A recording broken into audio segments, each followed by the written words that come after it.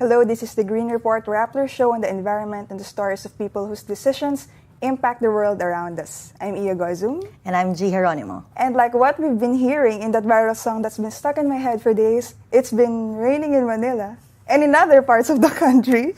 And yet elsewhere in the world, it's record heat waves are hitting countries in Asia, US, and Europe. So this is climate change right here. And to top it all off, scientists actually said that July is the world's hottest month on record so far.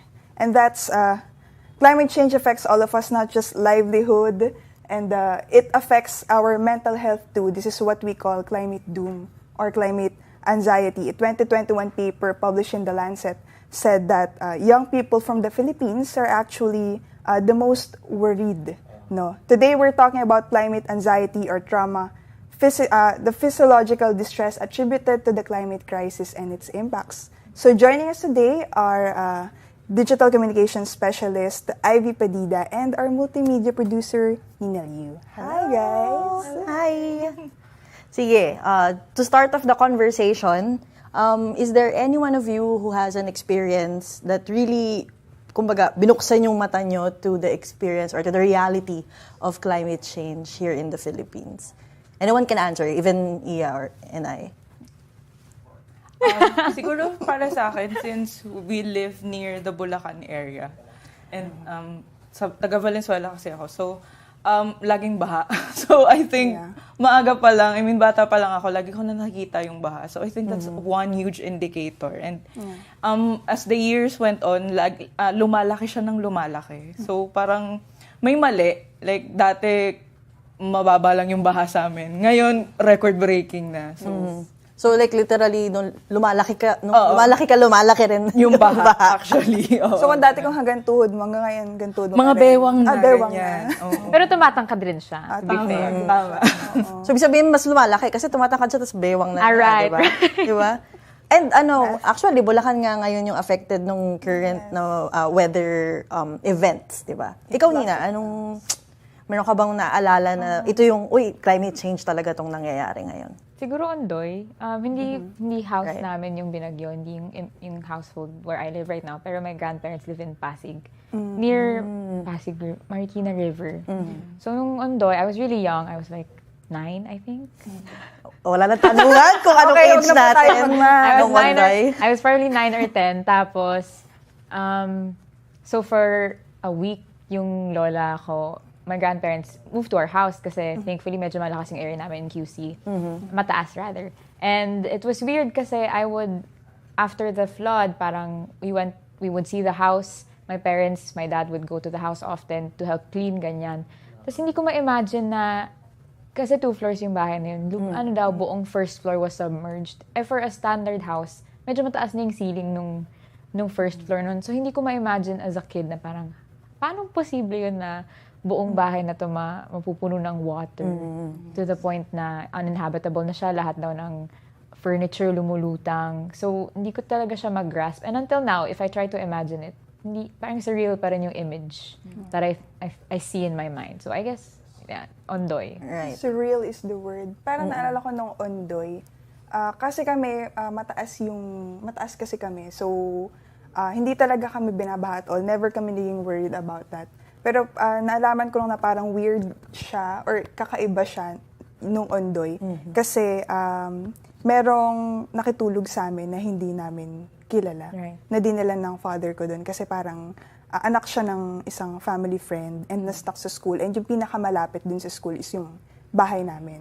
So nakitulog siya doon sa amin. And it was weird. Well, syempre noon wala ka namang concept ng climate anxiety or climate or even climate change, diba? You don't know the science behind it, but you just feel the impacts na parang this is worse. You kind of feel na historic siya without knowing the word historic. Kasi yung mga kakakilala mo, mas worse yung experience nila than what you're usually nasanay ka. Right. How about you, G? Nung Ondoy, nung bata pa ako. Pero nung Ondoy, ako naman yung, kung may nakitulog sa inyo, ako yung nakitulog sa stranger's house. Kasi nag-rent lang kami nun sa Philcoa. And apparently, mababa yung area na yun. Right. And so, kami lang ng pinsan ko sa bahay. And then, it was just an ordinary, hindi ko alam kung weekend siya. I can't remember. Pero, it's an ordinary day. It was a weekend. It was a weekend, Yeah. right? Saturday, I think. Tapos, nandun lang ako sa bahay. And then, 9 pa lang siya noon. Tapos pero naalala niya. Oo. Oo. Tapos, ang lakas ng ulan tuloy-tuloy. And then, nakikita na namin pumapasok na siya sa munti naming nirarentahang bahay. And alam mo yon, ibang experience siya kasi talagang babae kami parehas nung pinsan ko. And we had to carry, adrenaline na lang siya, pero we had to carry a ref. Para lang itaas siya, para lang ma-save siya. So, pero of course, I've experienced much earlier than that. Kahit bata pa ako noon. Pero nung binabaha na rin kami sa Laguna kasi even before. So like, pero the Ondoy experience is really different kasi pagkatapos nung everything, makikita mo yung mga villages na never binabaha nga. Yeah. And then, di ba, sa news, grabe yung itsura nung flooding nung time na yun eh. Siguro, yung isa pang sa Ondoy is, yung makikita mo kahit yung mga artista sa balik, binabaha sila. I mean, hindi siya nakakatawa. Pero, pero parang, shit, may mali. Kaya nga sabi Parang na supposedly, everyone is diba? affected by Yeah. it talaga. Like, regardless, mayaman ka, mahirap ka, Yeah. artista ka or hindi. It's really affecting everyone. So, since we're all young people here, and young people are more upfront about talking about their mental health, being honest about their mental needs, no? So, medyo yung tanong na, medyo yung susunod na tanong na, I'm gonna ask kung naka-experience na ba kayo ng climate anxiety? Ano mo muna yung climate anxiety? It's psychological distress brought by the thought of, it's the end of the world. Ano ginagawa The ko? crisis that's the happening. crisis. Anyone? Can. I don't think I recall a singular moment na like it hit me hard na, oh my God, guguho na yung mundo. I feel like I can't, for some reason, I can't comfortably claim na I have climate anxiety, not because I don't feel it, but more of kasi I guess in my everyday life, hindi ko siya lagi naiisip. But I think that also speaks to something na maybe I've just become used to it na ever since nabuhay ako parang it's been there, it's been a problem that my generation has to face. Like, si Greta Thunberg, di ba, sabi niya, oh, you robbed us of our, ano yung line niya? You robbed us of our future, ganyan. So, baka kaya, hindi ko din maisip na it's something na I'm constantly worrying about kasi, it's something I've learned to live with. Yes. Na I've considered, I have to adapt alongside it. Na in doing so, I didn't realize na, I shouldn't be, ideally, I shouldn't be adjusting my lifestyle to this climate kasi in the first place, it shouldn't have reached this point. Right. And it's not your fault. And it's not my fault entirely. Yeah. Ako naman, na-share ko na to kay Iya before. Marami kaming hanash. Hindi ko alam, but every time that I feel anxious, lagi kong pinapanood paulit-ulit yung coverage ng CNN nung Yolanda. For some reason. Hindi ko siya ma-explain. I always watch reports nung Yolanda, yung paulit-ulit na report ni, who's this anchor? 60 Minutes. Si Anderson Cooper.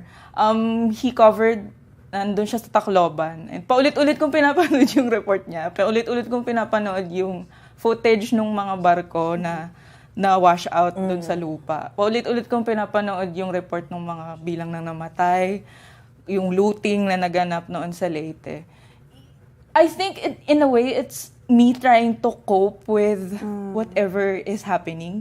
So, hindi ko siya masabing anxiety, hindi ko siya ma-deduce to that. Pero, I think it's a way of me coping with our current situation right now. It's, kasi nakaahon tayo sa Yolanda. Kahit papaano. Quote-unquote. Oo. So, I think kapag pinapanood ko yung mga ganong video, I think na naiisip ko na, there's an end to this. Baka merong hope, there's a ray of hope that we can conquer the future climate crisis that we are about to face. So, ayun. Pero hindi ba siya gruesome? Bakit siya pinapaulit-ulit? Hindi ko rin siya Is it comforting? Hindi nga Kasi daw parang I can't imagine. Explain. Comforting siya in a way kasi alam mo yung ending ng story. Like, nakaahon yung mga tao sa right, Leyte. right. Like, nakahanap sila ng paraan to cope up with the loss. You know how it's going to end. Yes, di ba? Unlike the crisis Oo, now, kasi na yung hindi mo ngayon, alam. very uncertain tayo eh. So, whenever nanonood ako ng mga ganon, alam ko na may certainty na, kaya natin, we can survive. So, baka ganun yung It's like, rationale behind that. ito pauso ko lang, a time travel syndrome. Baka. Oo. Baka lang. Ayun. So hopefully, siguro mga 50 years from now, manonood ka ng mga reports about the climate crisis, parang, We did it. We made it. Diba? Oo. How about you, G? Ako? Siguro dahil it's part of our job as journalists to report on these things. May certain, dahil exposed ka na to it more than the average person. Unless, syempre, ikaw talaga yung binabaha, which is a different experience altogether. But for people like us who have to report this, there's that anxiety na, uulan, malakas yung ulan and it's relentless. Yes. Parang ganun, parang ano na kaya yung, ano yung magiging report, kasi usually kapag may bagyo or merong disaster na malaki, you only know what happened right after. Like you really don't know when it's happening. Doon ako mas that period, right? between the quiet of the night. Well, hindi quiet. It is. When parang lalo na kapag most of the time kasi ako yung nag-graveyard kapag talagang may big disaster. And that yung gitnang period na yon na hindi mo alam, umaga mo pa malalaman what really happened or what doon ako siguro mas na-anxiety. Pero at the same time, ang bilis din ng bawi. I mean, hindi naman bawi, pero more like because I get to do something. Yes. Because it's our job. Then in a way, ako din, yun din yung kumbaga solution ko to my own anxiety na at least I don't feel as helpless as most people may be feeling about climate change. Kasi in some way or another, just telling these stories, just reporting, even in the middle of the disaster, parang ano na rin yun, parang nakakatulong rin yun sa anxiety ko. Actually, may naalala ko dun sa sinasabi mo about that gap. Kasi last year, when I was still social media producer, ang gawi kasi sa social media, kapag may bagyo, we try to crowdsource videos and photos. So parang as much as possible, dahil wala naman tayong regional offices, di ba? So mag-crowdsource ng content from different provinces. Naalala ko noon, may mga nakukuha kong videos, tas yung isang video parang, ano lang siya, madilim lang siya, tapos grainy yung video, tapos yung maririnig mo lang, the howling of Winds. the winds. Yeah. Tapos, parang ganun lang yung video, tapos parang, pinapanood ko siya, ang sakit sa tapos, after nun, wala na kaming makuha na videos kasi Wala ng signal. nawala ng signal. And then we're trying to get permission. Hindi rin na nag-reply. Kasi wala nang signal, wala na rin kuryente, most probably. So parang ako pa, what happened? Parang, ano na yung susunod? Wala nang may alam. Yung mga tao na lang dun. And syempre, parang as a journalist, gusto mo maikwento mo na, di ba? Tapos kung ganun yung coverage na ganitong breaking, dapat updated, dapat real time. Pero wala kang magawa kasi wala nang kuryente, di ba? Wala nang signal doon. And that's the only thing that's left with you, yung howling of the wind. Tapos parang ako, komportable ako sa bahay, may signal ako, nakakapagtrabaho ako. So, siguro yun na yung sagot ko about climate anxiety. Parang it's like Nina, it's never hit me hard.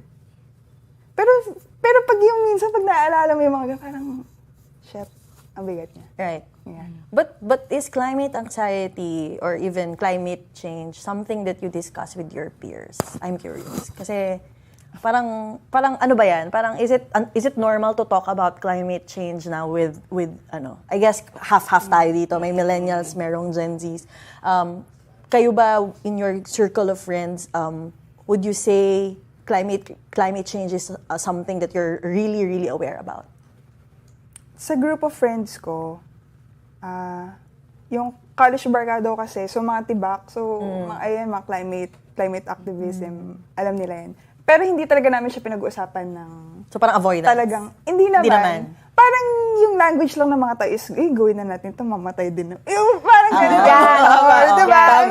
Kahit yung memes online, ganun. Chat mo na yung crush mo kasi mamatay din Malapit naman lahat. Malapit na magunawang mundo. Or gawin mo na lahat, or bilhin mo na yung, kainin mo na yan, bilhin mo na yung pagkain na yan, kasi deserve mo naman yan. Never gonna get another chance. Pero siguro kung meron nakakausap about climate anxiety as is si Ivy na yun. So maybe, yes, Ivy, take the mic. Para kami ni Iya, actually, I have, most of my college friends are tibak. Also, I came from an NGO, so marami akong kakilalang mga climate activists. So, may diskurso, pero hindi siya malalim. Parte siya ng paaraw-araw na buhay. Kapag mainit, climate change kasi yan, kaya mainit, huwag ka muna mag-jacket, ganyan. Kapag baha, climate change kasi yan, kaya masyadong malakas yung ulan. So, hindi siya yung nagdidig deeper, pero alam nating lahat na nandun siya. Hindi lang siya malalim na discussion. Right. Nina, meron ka bang? Wala lang, to add to what Iya said, ako naman, in my circles, we also don't explicitly talk about it. Not because we're avoiding it or anything. It's more of a Gen Z thing kasi is very dark yung humor namin right now. So yun nga, yung ganong mga hiritan na, guguhudin na, mamamatay din naman tayong lahat, guguhudin na Gawin yung mo mundo. It's been so commonplace na now. We say it carelessly, not knowing that it's real. I don't know if my friends, when they say it, they're actually thinking na, this is because this is actually gonna happen, or in what context they do say it. Ako, most of the time when I say it naman, it's more of an expression. But also, if I take enough time to sit back and think, alam ko din na hindi siya nalalayo like 50 years from now. I think that's an optimistic figure nga eh. Kasi, I don't know, I genuinely don't know what to expect 50 years from now, given yung the speed things are progressing. 2025, di ba, mawawalan daw ng water? Anong feelings yung about target those? natin, 2030, di ba? Ang SDGs. Parang ang hirap kasing, ang nakikita ko sa millennials, parang alam mo yung problem, pero takot to like...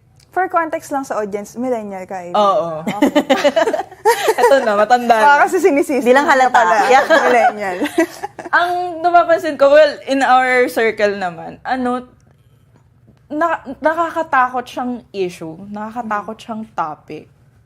Kaya hindi siya masyadong dinidelve ng seryoso or ng malalim talaga. Is because nakaka-anxiety kasi, just the thought na, walan tayo ng tubig, tapos wala naman tayong control, wala tayong monopoly sa drinking water. Sino mo may-ari? Sino may monopoly ng... Diba? Monopoly ng tubig. Thoughts, diba? Paano tayo makakabili ng tubig? May issue pa ng tukol sa air. May hangin na ba tayong malalanghap na maayos? Ganyan. So, nakaka-anxiety siya kung magdidig deeper ka. So, feeling ko kaya ganun yung humor ng millennials and Gen Z. Kaya pinapass lang nila as jokes para... So if we don't, sa spiral. Humor is a coping mechanism. Right. Pero the thing is, it's here. So, parang it's something na hindi na kailangan i-dig deeper in daily conversations. In a sense, it's become an expression and it speaks a lot, diba? Kung naging expression na siya. Kasi it's as ubiquitous as like the air or as the water that we drink. Climate change is here. So anyway, siguro isa pang point of discussion with Gen Zs and millennials about the climate crisis is kung gusto nyo pang magka-anak. Kasi a lot of celebrities and influential people are saying, ayoko na magka-anak. But why would I want to bring a child into this world na maguguno din naman? Like, what are your thoughts on that? Youngest first. As a 9-year-old kid during Ondoy. I can't say na solely because of climate or environment. Pero feeling ko rin, it's so intertwined kasi with everything else, like economy, politics, like the issue of climate and environment. So, it's definitely a factor of being apprehensive. Kasi kulang na yung resources for us right now. Yes. Ano pang matitira in the future? It's not that we're not being selfish at all when we think we're being really, really logical and calculated about how things are. And I don't want to see I don't want to equate having a family or kids as like a responsibility that everyone needs to do. Kasi hindi naman ganun yung case. And if hindi talaga kaya, hindi talaga siya feasible, period. Bakit ipipilit? So, yun. As of now, I mean, yeah, kasi we want to remain optimistic. We want to remain optimistic na like, bubuti naman yung mundo. Pero if hindi, just in case. Just in case. Yeah. There's a disclaimer. An asterisk. How about you, Ivy? Personally, I can't Have a kid. I can't have a kid. Hindi lang dahil may nagbabantang krisis, but because yun nga, as what Nina said, ang daming nakakonect when you have a child. Parang ang dami mong kailangang alalahanin. Hindi lang climate crisis ang kailangan mong problemahin. Like, the way the world revolves around them now, yung mga policies for them, women's rights, politics. So, hindi lang siya isang simpleng, interconnected sila lahat. So, parang ang hirap ethically na maglabas ng bata sa ganitong kagulong mundo. Pero hindi ko naman binibigil yung iba kung gusto nyo mag-anak. Go lang. Choice naman yan. Everybody's choice naman yan. Malaya ka na gawin yung gusto mong gawin. Pero for me personally, ayan. Kaya I find yung movement, yung birth strike, really interesting. What's birth strike for people's information? Ayan, yung birth strike, it's a movement, yung mga babae at lalaki, mainly in British,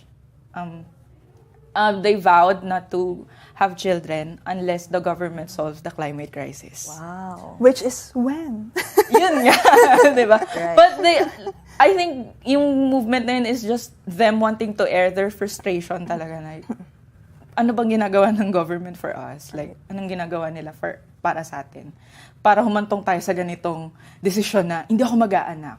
So, fascinating lang siya for me. Actually, yung word na ethically, parang yung tanong na ethical ba na maglabas ng bata sa mundo, ganitong klaseng mundo, it's a very loaded question that maybe doesn't have a right or wrong answer.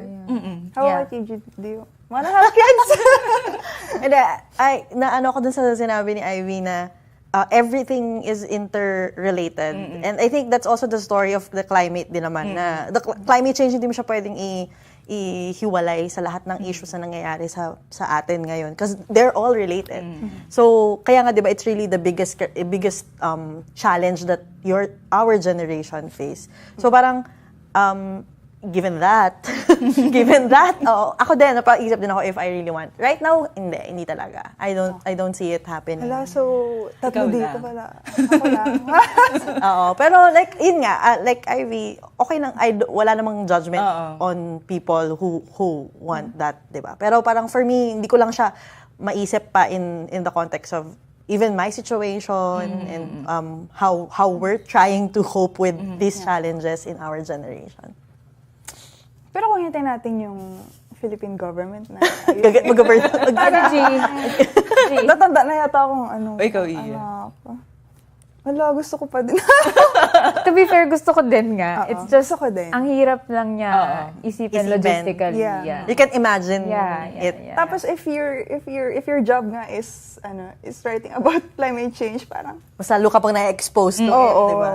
Mas nagiging aware ka pa sa mga ito yung mundo na ibibigay mo sa kanya. So, yeah, speaking of that, dahil tayo ay nandito sa industry na to where it's really inevitable that we always have to be tuning in to these kinds of stories. Parang meron bang sense of hopelessness whenever we talk about climate change? Or parang how do these events affect your mental health? does it? To some degree, oo, may sense of hopelessness. Especially yun nga, yung work namin ni Iya before sa socials. pag nakikita mo kasi first hand yung nangyayari, parang masyado kang babad. So, in a way, medyo nagiging negative yung tingin mo sa buhay. Pero yun nga, sabi ni Naomi Klein, my favorite author, dapat tinitignan din natin yung climate change in the lens na maybe this is our chance to like push for something new, radical, para we can solve this. Kasi yung tingin natin sa climate change, very negative, apocalyptic, world ending, ganyan. Pero baka pwede natin siyang tignan in a way na, baka this is our opportunity to push for renewable energy, to push for environment-friendly policies, yan, to push for more groups, politicians to lobby for the environment in general. So, ayun. I try to be... It can be an opportunity. Oo, yan. I try to be optimistic about it kahit na I'm a pessimist in nature. This Barbie is trying. Trying her best. How about you, Nina? Siguro yung other side of the coin is, if Ivy mentioned na yung constant exposure to it is like, can bring a sense of hopelessness. Parang, napaisip ako na constant exposure to it can, make you sort of immune to it. Or desensitize. I don't want to say desensitize. Yun nga, exactly. Parang, I think that isn't a good thing kasi then, you start seeing these things as, you start accepting it as normal, which should never be the case kasi this is truly abnormal, like the state we're in. But also you can't help but, again, coping mechanism siya na parang, nakaka-drain, madidrain talaga mental health mo if you allow it to have that effect on you na lagi ka na lang malulugmok pag gano'n yung nakikita mo. Especially since it's required of our job. Like, kaya naghanap ng video, as a producer, kami nagpo-process ng video. At Walang takas. Lahat kabatuhan eh. Wala. So like, tayo rin yung nakakakita nun. Right. So it's the same cycle now. We're constantly exposed to it. So, how are you going to do your job well? How are you going to preserve your energy, any energy you have to again, to whatever you're doing, and also to just trying to enjoy, have a sense, like kahit anong peace of mind na masasalba mo pa, di ba? Parang, so you cope in any way you can. And I don't want to say I'm desensitized to it, but also, like I mentioned earlier, it's not something I constantly think about every day. And that's a choice, I think. So speaking of peace of mind, meron ba kayong mga ginagawang hobbies or anything to cope with whatever anxiety or doom that you're feeling? Any hobbies? Hobbies? May time pa ba for hobbies? Biking a hobby. Pwede na. Ayan, I tried biking, not just for my health, but like, gusto ko kasing lumabas. Also, nakwento ko nito kay Ian, wanting to try mountaineering. Right. Yan. Akit-akit ng Which I support. Akit-akit. Go out in the mountains, guys, bago siya makalbo lahat. Ayun, yun din yung goal talaga, bago masira yung lahat. Laging may ganun eh. Take in all the beauty, guys, bago masira May ganun lahat. time constraint. But also just to, ang hirap kasing i-appreciate ng bagay pag hindi mo siya nakikita. Baka ako lang, ang hirap siyang i-appreciate pag hindi mo siya nakikita ng harap-harapan. So baka may magiging deeper sense of like appreciation ka pa when you see mountains, when you walk. Ayan. So, ayun. Hobbies. Wala. Ang nare-realize ko lang lately is, ngayon, I consider myself a city girl kasi. Like, ever since I grew up here. But then lately, parang napansin ko na every time, at least once a month, makalabas lang ako ng Manila. Like, even neighboring provinces lang. Or, kunya magdadrive ka along NLEX or SCTEX. Favorite ko SCTEX. Kasi ang ganda na SCTEX, di ba? Yung green, yung part na yon.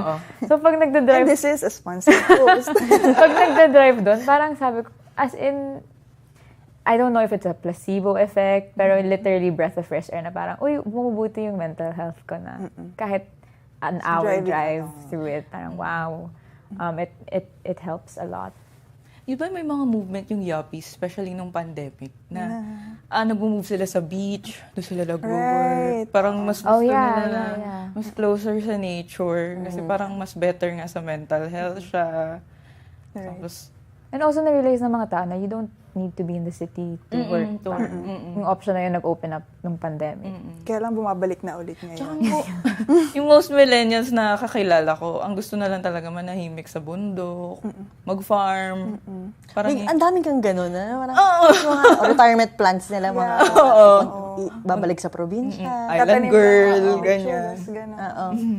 Ako naman, yung na-discover ko kasi even before the pandemic, maakit na kami ng bundok. So, yung na-rediscover ko ngayon to deal with mental health, with fatigue, with distress, with whatever anxiety, is just hanging out with friends.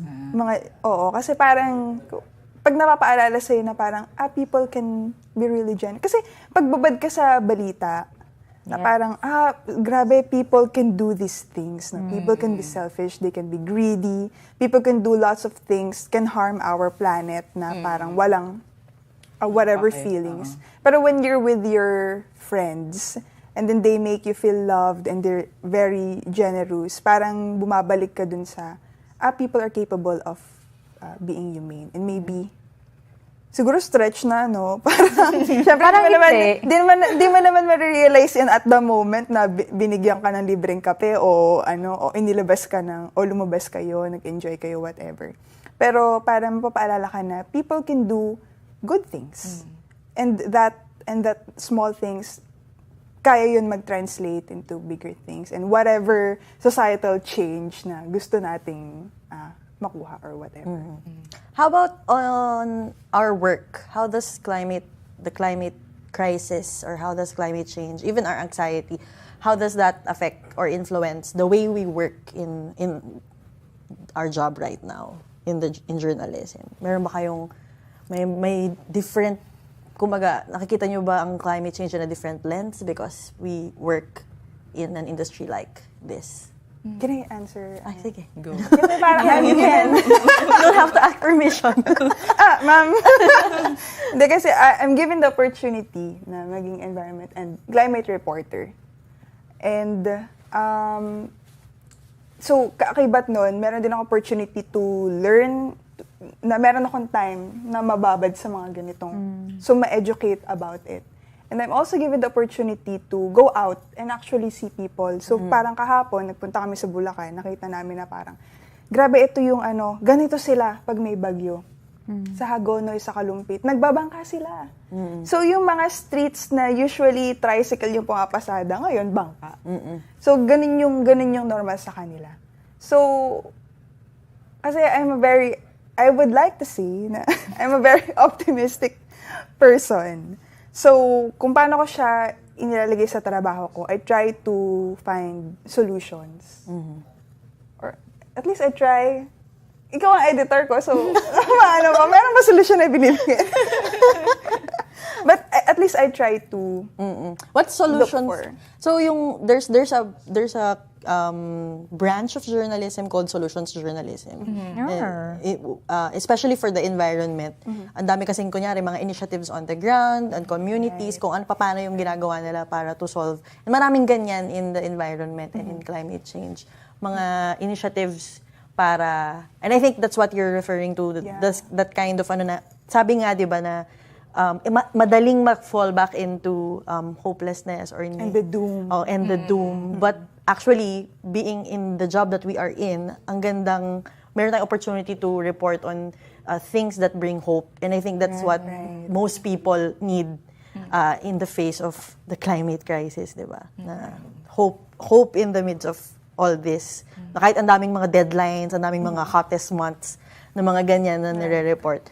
As long as people are trying their best to do something about the climate crisis, then that's where we come in, I guess. That's what we have to do. Parang tayo yung hindi pwede. tayo yung hindi pwedeng maging completely hopeless eh. Kasi if we are hopeless, paano na yung mga naghahanap ng solution to the reality of climate change? And I think a factor din yung dahil nga babad tayo sa ganitong balita. Parang at some point ma-realize mo lang maybe hopelessness isn't really a choice. Parang nandito na eh. So parang we have to do something about it. So maybe that's my last question for the millennial and the Gen Z. Some people say na nasa kamay na natin. Parang whether we like it or not. Do you think that's fair? Or is it a question of fairness? Parang moving forward, ano na yung sa tingin niyo magiging papel ng millennials and Gen Zs in solving or at least lifting the burden of the climate crisis? I think para siyang dilemma na laging lumalabas kapag nangyayari yung COP. Parang sinasabi na, rich countries naman yung highest producers ng carbon. Sila naman may kasalanan. Bakit tayo mag-e-effort to do something? Wala tayong resources, hindi tayo mayaman, hindi tayo first world country. But I think dapat mag-go beyond tayo that. Hindi na kasalanan to ng isang tao. Lahat tayo may parte na dito. So, I think the solution, kahit na hindi naman talaga tayo gumawa, na natin siya, duty na natin siya to solve it. Kasi kung hindi natin to gagawin, para hindi tayo better sa naunang generation sa atin na walang ginawa. So, I think breaking the cycle, yun yung dapat nating isipin as like the younger ones na nandito. We have to break the inaction. Kung di nila ginawa, di tayo gagawa. Ganun na lang yung mantra dapat. Do you agree with that, Miss Nina? Okay, may short story ako. Okay. So like kasi nung I want to say late high school to early college, I had a Save the Turtles phase. Yung metal straw era ng mga tao. Yeah. So I was really into that. As in, ask my friends or family, kunyari may zesto, gugupitin ko yun, tapos iinumin ko siya. Ganon. Tapos parang sila, bakit pinapahirap mo sarili mo? Or like, lagi kami dalang metal straw, ganyan. Tapos after na-learn ko yung term na like eco-fascism, ganyan. Tapos na-realize ko din na, sandali, gawa na yung straw. Bakit hindi ko na lang gawin? Nagagalit siya. Kahit gamitin ko siya o hindi, itatapon pa rin to, masasayang pa rin siya. So, ba't ko nga ba pinapahirapan sarili ko? Gagamitin ko na lang. But then it also like led me to the thinking na, so ano na? Parang ano nang dapat kong gawin? I really thought na when I was doing that whole metal straw thing na, this is my contribution to helping alleviate the climate crisis, ganyan-ganyan. But then again, I also learned along the way na no matter how much straws I save or how well I segregate, not that it's futile, but also mas malaking impacts na magagawa if institutional yung maging pagbabago. So then I'm stuck now again na parang, okay, ano lang pwede kong gawin? So I guess now being in my position, like with my job, like we've been talking about this, what our role in journalism is. Well, one, yung compromise na na-learn ko is I like that we're able to help inform people, not even necessarily continuously putting out good news, but just informing people, good or bad, I think is really important. Kasi for example, you mentioned Bulacan. You went there recently, but we also just released a documentary on another Bulacan community. So there are many communities there, hindi lang isa na nakaka-experience nun. And I didn't know about that. I didn't even know na may bodies of water. Ignorant ako nun my end. Pero may bodies of water pala sa Bulacan, di ba? Na marami, na malapit. Na ganun pala yung naging experience. And if I don't know that, I'm sure a lot of people don't know that also. So the fact that we're able to tell those stories, share those messages to others, I think is actually a big help. So I guess yun yung one thing na nare-reconcile ko. And then on a personal end, on my end, as like an individual, I when you said kanina na when you hang out with your friends, you're reminded that people can be good. That's something I completely agree with, and that's the principle I'm trying to operate on. Like goodness and kindness has concrete effects or like links to helping save the environment. I'd like to think, kasi if everyone had that mindset na, okay, I'll just keep doing my part.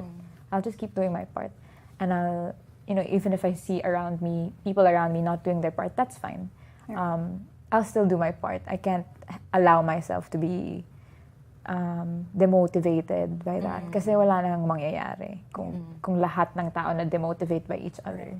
So, yeah. And, the news can be very heavy. Yeah. But as journalists, I think it's not hindi part ng choices natin na maging hopeless. Because we have the chance to inform people, we have the chance to shape narratives, and part of shaping that narrative is finding solutions. Diba?